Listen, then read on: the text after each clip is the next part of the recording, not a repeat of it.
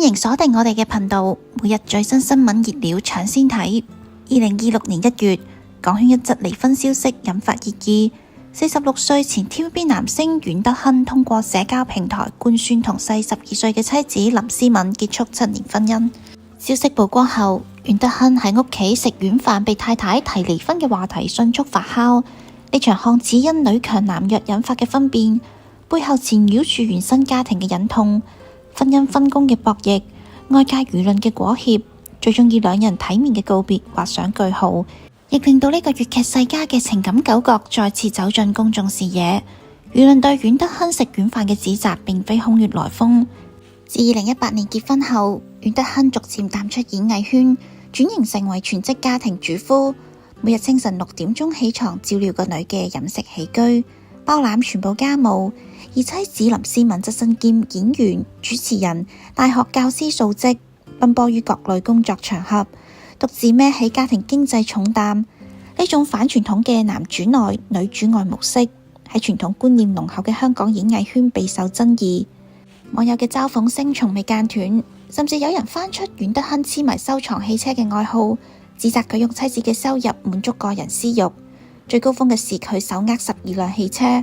即使後來縮減至4輛，車輛保養費用亦都成為唔細嘅家庭開支。面對質疑，阮德亨曾嘗試用自嘲化解，晒出個女着住老婆賺錢養家嘅 T 恤相，寫低窮得只剩返愛嘅字貼，卻未能扭轉外界對佢嘅負面印象。呢啲議論亦都悄然為婚姻埋下裂痕。回溯兩人嘅感情歷程，最初亦曾經係一段被睇好嘅因戲結緣佳話。2012年，阮德亨同林思敏喺電影《天生愛情狂》片場相遇，經田啟文介紹相識。一場動作戲中嘅默契對視，令到兩人互生情愫。嗰時嘅阮德亨雖然唔算大紅大紫，但憑借《大同雙龍傳》中李世民等角色積累咗一定嘅人氣。出身粵劇世家嘅背景更添光環。林思敏則係從 model 起步，憑借靈動嘅氣質參演多部影視作品，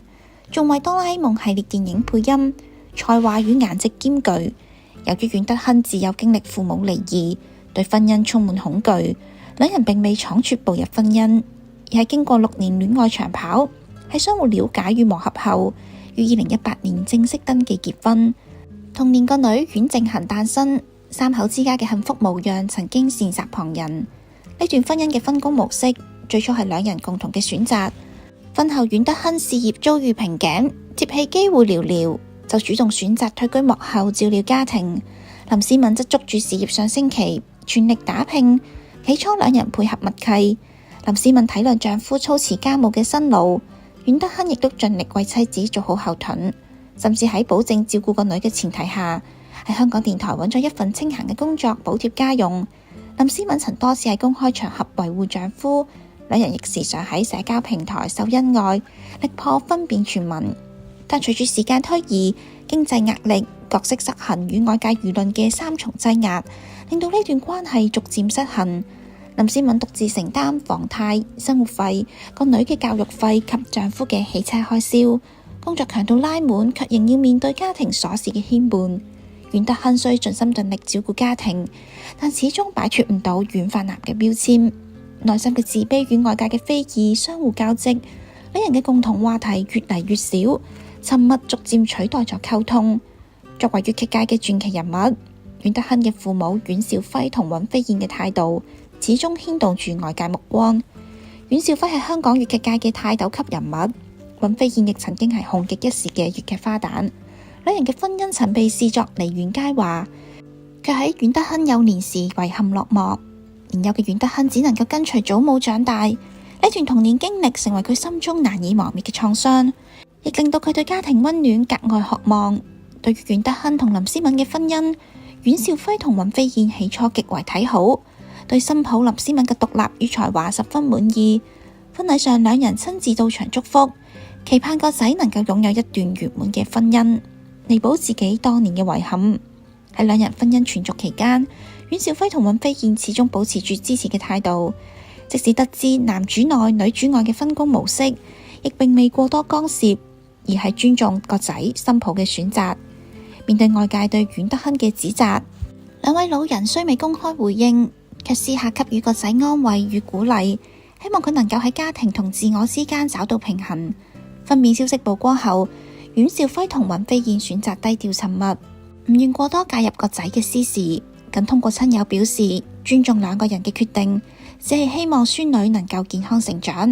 呢份克制嘅態度，既源於對子女獨立選擇嘅尊重，或者亦藏住對婚姻無常嘅無奈。自己嘅婚姻未能圓滿，如今個仔重蹈覆轍，只能夠以包容嘅心態接受事實。阮兆輝同尹飛燕嘅婚姻故事，其實早已經為阮德鏗嘅情感軌跡埋下伏筆。兩人因粵劇結緣，年輕時一同喺戲台上演繹悲歡離合，私底下亦係彼此攝上嘅最佳夥伴，曾合作過眾多經典劇目，成為粵劇界嘅黃金拍檔。但舞台上嘅默契並未延續到生活中。隨住事業嘅各自發展，兩人聚少離多，性格差異與生活瑣事嘅累積，令到感情逐漸變淡，最終選擇和平離婚。離婚後，兩人並未反目成仇，反而保持住專業上嘅合作與禮節上嘅往來，始終以體面嘅姿態相處。呢種處理方式亦都潛移默化咁影響咗阮德鏗。如今嘅阮兆輝同尹飛燕已年過七旬，仍活躍喺粵劇舞台上，致力於粵劇文化嘅傳承與推廣。阮兆輝時常參與粵劇演出與教學工作，培養咗眾多年輕後輩。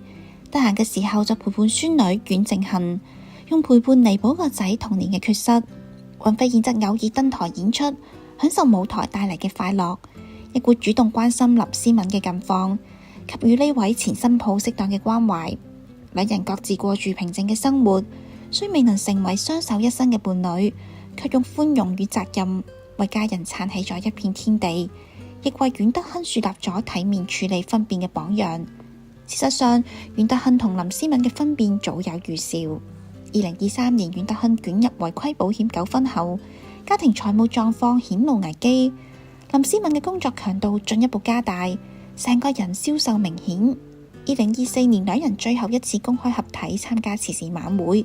座位相隔甚遠且全程零交流。嗰時婚變傳聞便已經甚囂塵上，直到2025年，林詩敏正式提出離婚。阮德鏗雖深感猝不及防，佢亦都明白呢段關係難以維繫。兩人僅用半個鐘頭就傾妥離婚事宜，釐清財產分割，確定個女由阮德鏗主要照料，林詩敏享有探視權，並共同承擔撫養責任。2026年1月11日，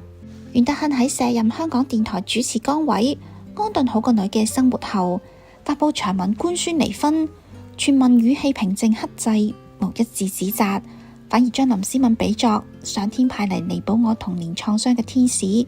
感激佢10數年嚟嘅包容與付出，坦言離婚冇原因同理由，只係愛嘅形式改變咗。